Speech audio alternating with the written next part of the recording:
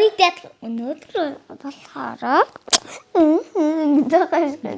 өнөөдөр эзэн дахиад Библийг уншиж өгч байгаа. Тэгээд аяга шүлэг уншиж өгч байгаа.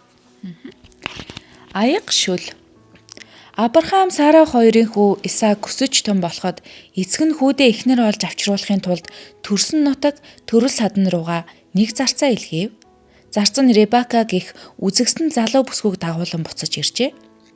Исаак Ребекадаа гэрлэхдээ ихэд доглон хөөрж байсан юм. Тэрээр хоёр хүүгийн эцэг болов. Тэд ихэр хөвгүүд байсан боловч харахад хоорондоо огтхонч төсгүй. Бүр үүл хөдлөл бүхэн нь өөр өөр байв. Исав төрөлхийн л их үсэрхэг хүү байлаа. Дүүгээсээ хэдхэн мөчийн өмнө төрсөн тул том хүн болжээ.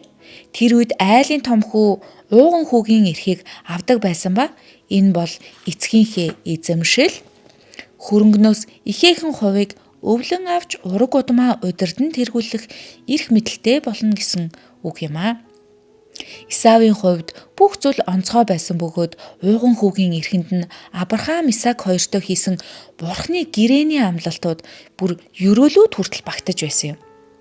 Энэ амлалтын дагуу бол түүний урдмаар дамжуулан аврагч эзэн Есүс мэдлэх учиртай байв.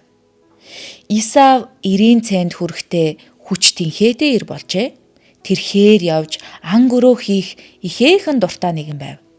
Түүнээс харин хэдхэн мөчийн дараа төрсөн дүү нь Яаков гэдэг лээ. Яаков өсөж томроод харин Исаваас тис өөр майхандаа суудаг номхон дүлгөөхөн хүн болов. Тэр Исавын агнаж ирсэн ангийн махаар хоол хийх дуртай байлаа. Тэрээр бас ахынхаа ууган хүүгийн эрхийг авахыг ч хүсдэг байв. Исав ан хийхээр олон хоног явсны дараа нэгэн өдөр гэртээ ирлээ. Тэр маш их өлсөж байв. Харин Яаков бүхэл өдөржингөө гэртээ хоол хийгээд сууж байсан тул гал дээр тогоо дөрөн шүл хийж буцалгахад нь ёстой сайхан үнэрч хаахалж байна да гэж Исав бодов. Хоолны үнрээр Исавын хотоод бүрэл их өлслөө. Тэр аяг шүлний төлөө Яаковд юу ч хамаагүй өгөхөд бэлэн байсан тул Яаков ахыгаа залдаж ууган хүүгийн эрхийг нь булаахаар шийдэж гин. Ураг удамдаа эзэлж байгаа байр суурь надад өгөх юм бол шүлнөөсөө танд өгч болох юм.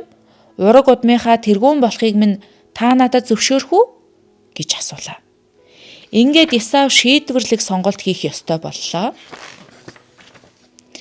Тэр өөр идэх юм олж идэтлээ жаахан азнан хүлээж болох л байсан. Тэгвэл хизээ нэг цагт ураг удмаа удирдан тэргүүлэх байр сууриа хിവэр нь авч үлдэх боломжтой байв.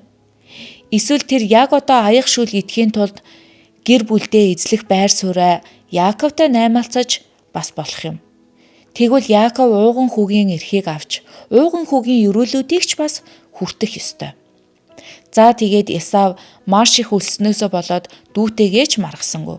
Тэр зөвхөн хоосон ходоодоо дүүрэхээ л бодож байв. Тэгээд дүүдээ энэ бүгд чиний холог үлсэж өгөх нь байна. Ураг удмын тэргүүн болох талаар санаа зовох хэрэг надад одоо юу байна? Наад шүлнөөснөө яг одоо надад нэг аягыг өгөөд л гэж гин. Яаков хийсэн шүлнөөсөө ахта дуртай аягалж өгөв. Исав маш их өлсөж байсан юм чинь тэр идээд л байлаа. Түрүүн яг юу хийчихснээ огтхон чухаарахгүй байв.